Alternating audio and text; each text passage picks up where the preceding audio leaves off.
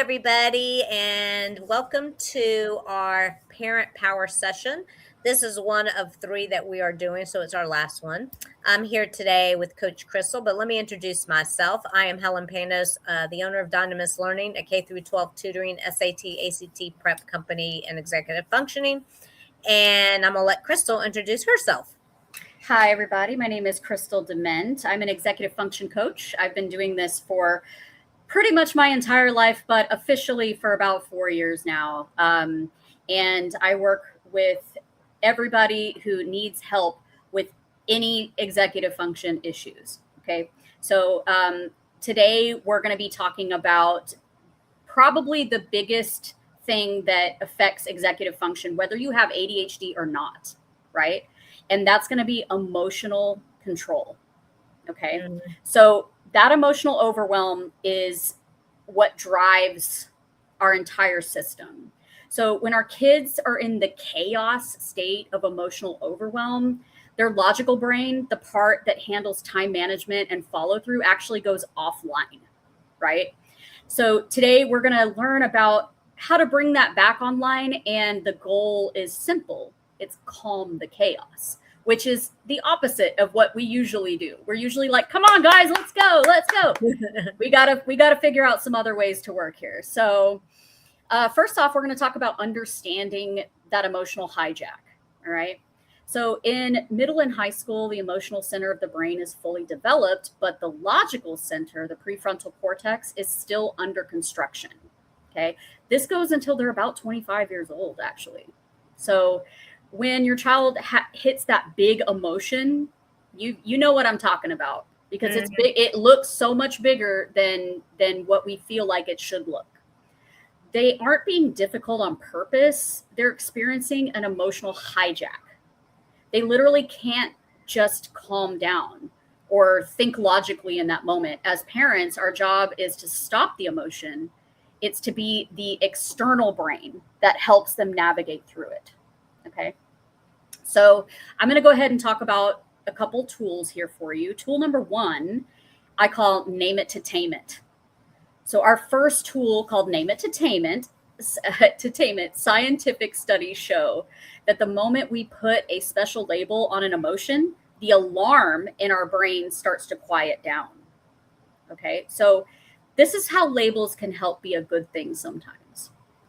But for teens, fine or bad aren't specific enough.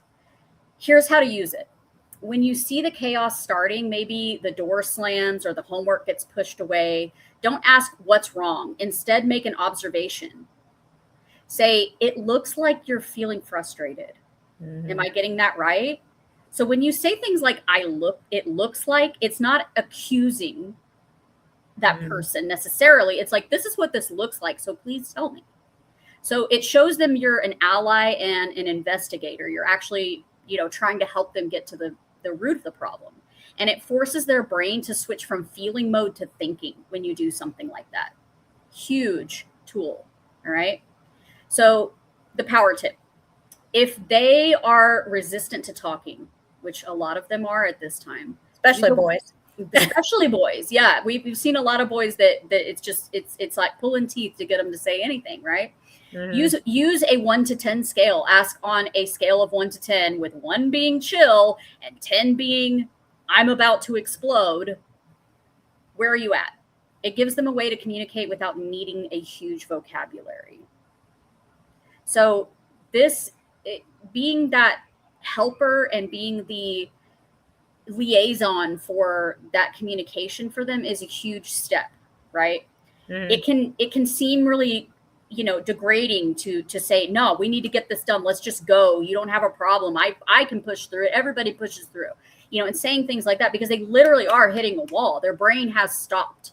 And so whatever you're saying to them, yeah, it gets through, but you're not going to get what you want out of that. You have to help walk them through the process and turn that brain back on. Okay. So moving on from there, we got another tool for you: co-regulation pause. Okay, co-regulation pause. Our second tool for you, the parent, it's called the co-regulation pause. I'm going to say that one more time, right? Emotions are contagious. If your child is at level 9 and you meet them at level 9 of frustration, it's going to be double chaos. Yes. It's like, I mean, that's how that works. You may as well just, it may as well just be 9 to the 9th power at that point. Like it's not just 9 plus 9, So we have to co-regulate, which means that we have to settle the storm, because our prefrontal cortex and our emotions are more developed than theirs. And so you've got to take over. So I talk about the stop technique. A lot of people hear me talking about that during coaching. It's very easy because we know the acronym STOP, S-T-O-P. It means to stop, really. And just saying that means to stop. The first one, S, is stop. Literally stop talking and moving. Okay? And you're doing this too while teaching this to them as well. T is take a step back. Sorry. Take a step back. Maybe I need to do it right now. So T is take a step back. So take a real deep breath in this step back when you're looking at what's going on. It signals your brain that there's no actual emergency. And so when we breathe, it's an unconscious effort, right? And so we want to bring that to the conscious. We want to say, okay, I'm breathing right now. And that's all I have to worry about is breathing right now.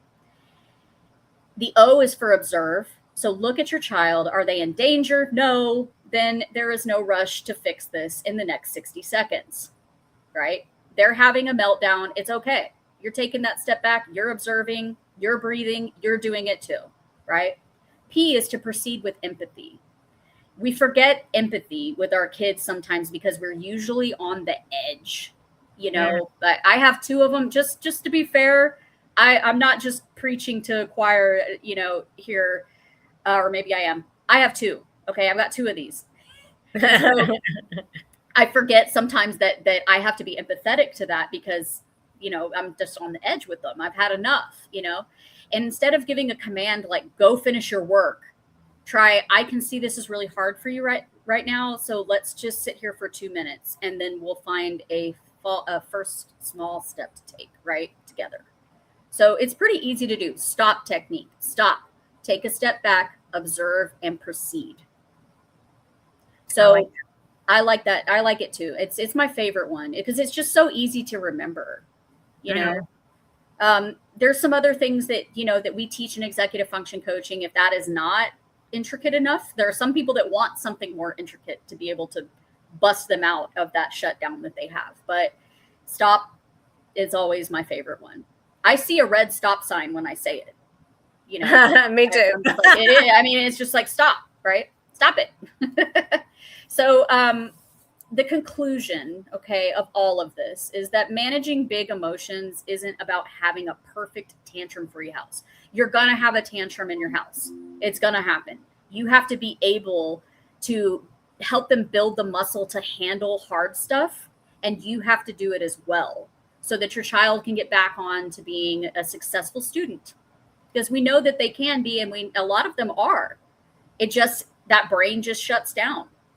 It shuts down when there's any conflict sometimes. Mm-hmm. So, you're in charge. Your brain is in charge. You can still take over. Even if they don't want you to, you still can do it. And they will listen. They'll stop and listen for a second because a lot of times some people just want to be mad. I'm going to go here. Some kids just really do want to be angry for a minute. Let them get it out. And then be like, all right, are you tired of being upset right now? Because we can move into something else.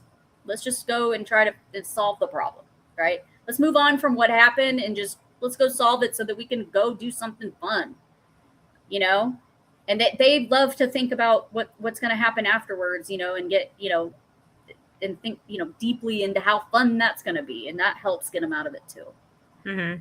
So that's about all I have on that today. What do you think, Helen? So I know you're working with one of our 8th graders. I don't know if any of this with the big emotions applies because I know he's a young man, he's a boy, and I know there's a little battling the parents going on. Mm-hmm. Do you want to elaborate on that or some other child on how you use like a certain situation that's actually occurred that you've seen in your coaching? I've seen it pretty much in every situation, not necessarily in the actual coaching, but I hear about it. Okay. Mm-hmm. I hear about it a lot because it's what that shame of what, and you're gonna hear me say that word a lot, that shame that they have for not being able to function while other people are, and being, they're getting in trouble for it, but it ultimately is something they cannot help, is what's shutting them down. And so the second that you turn around and say, why are you yelling at me like that? And you get louder, and then they get louder, and it just shuts the whole thing down. And then you might not be able to get anywhere for the rest of the night. And so you have to remember this pretty quickly. In the case where I work with the eighth grader, he's a headstrong one. We love to see that. Okay, we really do. But I know it's hard as a parent when you have a kid that's very headstrong. I have, like I said, 2 of them, and they're very difficult. But I remember that they are not going, that they feel me as a safe place, and when they go to school, they're excellent at school. Everybody's like, oh, they're so well behaved, your kids are, this and that. And I'm like, yeah, Mm-hmm. yeah.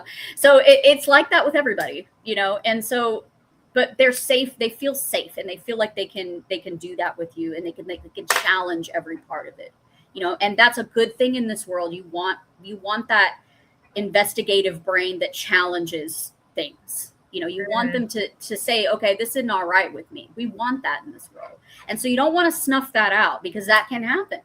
It can happen where it's just easier for them to be quiet. It's just, if you make a fuss, it'll make them stop whatever they're doing sometimes, but it's out of fear. It's not out of they want to stop, or they are making any progress. It stops them, and they don't make any progress. And so we have to do it the other way. But back to it. So the eighth grader, he's a bit headstrong, and I've had to sit down and say, hey, when were some times that you had this happen? And he would say, well, he's like, sometimes I just go off. And he's like, and I don't exactly know why, but he's like, I just say things that I don't mean. And I said, well, what do you do when you do that? And he's like, I just go in my room. And I said, well, that's a good thing to go to go sit in your room, but you have to repair. So this is when we start talking about damage control. Okay. Mm-hmm. And I do this with the students, because damage control is really important. They're going to be making mistakes for the rest of their life, and they're going to be making more mistakes than most other people. It just is the way it is. And so when you have damage control and have really good skills at that, you're going to be better off. When you're able to go back and repair the relationship after the fact, then it's okay to go off every now and then. They're like a race car with no brakes when they're that age. And so I explained that to him. I said, now what you have to do is go back and say, I'm sorry that happened. I just having a hard time right now. I really apologize. I'm going to try not to do that again. I'm working on that. That statement, I'm working on that, is very helpful, because people know, okay, you're actually trying to do something about this, and you care enough to come back and say, I'm sorry. Because they know that is inappropriate. They just don't know how to recover from that. And so it's interesting how once they gain that skill, it happens less. So it kind of creates a good snowball effect in that way. And that's so true. We've seen progress there. And I think that it's just highly important to remember, don't fly off the handle, guys. Try. If you do every now and then, I'm gonna forgive you, because it does happen to parents too. We do get upset sometimes, and we're human beings, but you have to be able to do the same thing. Treat your child like a human. Go back and apologize. Teach them how to do that damage control through your own actions. That's true. Now, those are all great ideas. Glad to hear. Kids are kids. We got to remember they've got to be taught, and they need to see a role model. Mm-hmm. Things got to be role modeled. And I think that's maybe what's missing in today's society, is because parents are so busy. Moms are working, and people are not necessarily pausing. I think I spoke about this in the second episode of the 3. and show them the process, just like Krystal was just saying. Is like, I think that's the part that's missing. I guess we've been told, don't let them in on the conversation, don't let them hear things, things like that. Whereas that's kind of how they have to learn, and you can, kind of coach them through that so they can see that this is kind of how it's handled. Right. Like That's why they went no. Yeah. It's acceptable to have big feelings. It is, if you're able to say, okay, hold on a sec, I got to take a step back, and that's what he did. He's like, I'm gonna go in my room for a minute, but you come back out of your room and you tell him you're sorry. You fix the issue. And if you do that to them, if you have a big reaction, then you do the same thing. You take a step back, and then you come back and you talk about it, and you teach them how to repair the situation. Because we're just human beings. We're all human. Right. And children with ADHD can be very testing. They can be testing because they don't know what to say. So it's easier just to gaslight the situation, right? Sometimes, because if you don't know what to say, that's usually what happens. True. That's true. Yep. Well, thank you very much, Krystal. That was terrific. Big emotions is probably one of the most difficult ones, I would think, to handle as parents, because, you love them, you care about them, you want them to grow up to be great human beings. And we're all human, like Krystal said, and you're going to want to react. But yeah. I do have one more comment to make. When there is a little bit more of an opposition, or if there's autism, and you are overreacting, a lot of times there is a mirroring effect that happens. Okay. So that should be said, because you can tell the difference between a mirror and them having their own emotion when they don't understand that emotion that they're making towards you. But they're going to say, you yell at them, they're going to yell at somebody else, or you're going to yell at them, they're going to yell back at you. And you can actually, in a bad way, train the brain to have that reaction very quickly to everything. And so you have to be really careful how you manage something like that. And, you can always reach out to us. I do consultations for free. We can sit down and talk about whatever that is. I can help you identify what those issues are. And so please, reach out to Helen and, call that number, go to that email. It's right there on the screen. info@dynamislearningacademy.com. Yep. Come find us. That's right. Give us a call. We've been pretty busy adding students all the time, working on specific issues that you all see that, you're just seeing it's not changing. And you're like, okay, we need to stop this behavior now. So, and a lot of times we hear, the parents will say they're not listening to me. They won't. They shut you down, especially if they're older, 10th, 11th, and 12th graders. We do adults, by the way. But, talking about the teens, especially boys, they tend to not want to hear their moms after a while. They've probably shut you down by now, and that's part of a neurodivergent thing. Yeah, it's coping mechanisms, because after a while, when you're just getting constantly reprimanded over and over and over and over, it's like you just have to shut it out. Sometimes it's like, I can't. I remember being a child and doing that. Sorry, Mom, if you're watching. I remember doing that as well. It's like, why am I in trouble again? I'm trying so hard not to be in trouble, but I'm always in trouble. And finally you're just like, I can't. It turns into apathy, and that's what we don't want. We don't want to get to the point of apathy. If it is, they're still coming back. They're kids. They're resilient. We're happy to tell you how to get out of that. So, but we don't want it to get to that point, because it is a bit harder to work with when it's apathy.